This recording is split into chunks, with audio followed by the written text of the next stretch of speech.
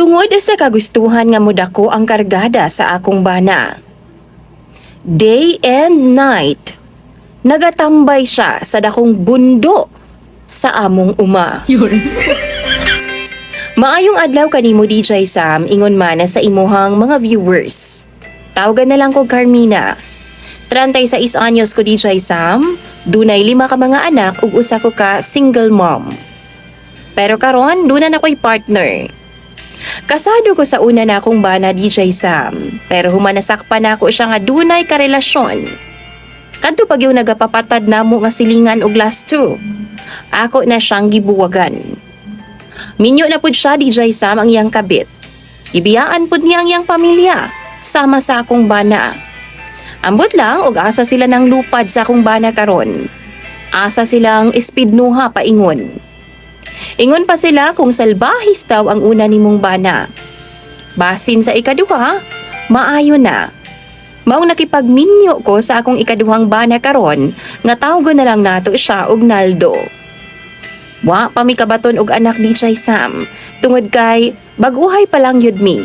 Mga 5 pa lang mi kabuan na sukad nga nagtipon ming Naldo. Ang akong tulo ka mga anak tuwa sa akong mga ginikanan. Samtang ang duha, niya nga rin namo tipo ni Naldo. Kinis Naldo DJ Sam, hastang gamaya gyud og kargada. Gamay kay siyag tabadidoy. Kung dili mangisog lagi no, murag panit ra gyud ang naa. Pero kung mangisog, mugimaw pod gamay. Kanang mura bitaw og tambok-tambok lang siguro gamay sa kamyas o kana bitawng iba sa Bisaya, kanang aslumba.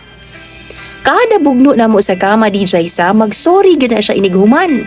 Ug mausap daw na ang hinungdan nga nung wa siya na minyo. Karon pa lang sa ako 47 anyos na siya. Para pud sa ako DJ Sam, di naku anak kahangol og ana-ana. Idara na baya ko, doon na ako'y 5 ka mga anak. Dili na na mao ang akong prioridad. Ang ako alang no katimbang sa kinabuhi. Kay di gyud baya lalim ang mag-inusara. At least, na ako'y kauban tapos responsable pud baya si Naldo. Mapasalamato na kaay ko ana sa Ginoo. Buutan pud siya sa akong mga anak DJ Sam. Gidawat niya o gitrato pud niya nga murag mga iyahag yun. Kaso, pirmi na akong masakpan si Naldo nga maghalad-halad sa among umahan. Huh? Kanang dako bitaw nga bundo DJ Sam, kay gina-wish day niya nga dunggo na sa mga duwende daw ang iyahang gusto, nga padakon lagi daw ang iyang bunal. Napa siya isuksok nga suwat kanuhay sa kilid sa bundo DJ Sam, nga ako pong mabasahan kung muadto ko. Ang sulod, hangyo niya ang mga duwende, nga unta daw, tabangan siyang mudako ang iyaha. Gibadlong na nako siya sa ingon anak niya nga tirada DJ Sam. Pero gahig ulo tawhana. Di daw siya gusto nga biyaan daw nako siya tungod kay gamay daw kaayo ang iyaha. Gihatagan nako siya assurance sa DJ Sam nga dili na importante sa ako Ang para nako gyud no, ang iyang pagkamaayo sa amua. Pero dili gihapon siya maminaw nako DJ Sam. Baliwalaon niya ang akong mga istorya kay nasulti lang daw nako na tungod kay bag-o pa man daw mi. Maluoy na gani ko pag-ayo sa iya DJ Sam kay usahay no, muhilak na gyud siya. Kada buntag ana no magsige siya glili sa iyang bunal kung naabay kabag-uhan. Pero wa man gyud. Gamay jud bitaw noon kaayo as in iya DJ Sam. Di lang man jud nako maramdaman gani inig sulod sa ako Gamay nga mubo pa jud. Murag bata lagi DJ Sam, namutuo mog sa dili. Tinuod gyud na siya.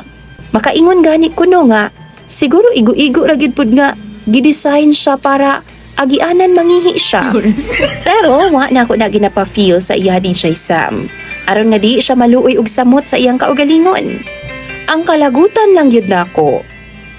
Kay matag Martes o Biyernes, gahalad siya. Bisan unsa na lang sa bundo DJ Sam. Aron lang jud sa iyahang wish. Pero wa man gyud nahitabo DJ Sam.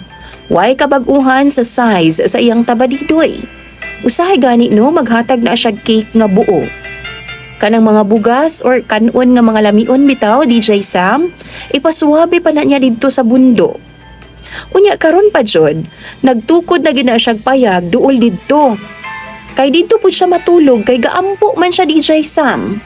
Matag 6 a.m., 12 noon, 3 p.m., 6 p.m., 12 midnight, og 3 a.m.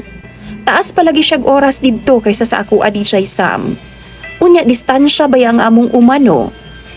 Gibadlong ko manggod na siya kaniadto, kay magsulo-sulo na siya DJ Sam, kana bitawng langkay.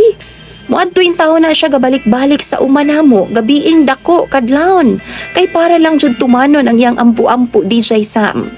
Nana siya'y orasyon, aron daw masakpan daw niya ang duwende, ug mangayo daw siyag pabor nga padakon daw ang iyang tabadidoy. Muna, nagpayag na lang yun siya dito kay masuko man ko anang iyang sigbalik-balik gabiing dako. Niyag maunsa daw siya sa Danbe. DJ Sam, mabalaka po din tawon ko sa ako ang bana nga si Naldo. Kagahapon, perti na kong yaw-yaw sa iya ha. Gilain din niya pagsabot.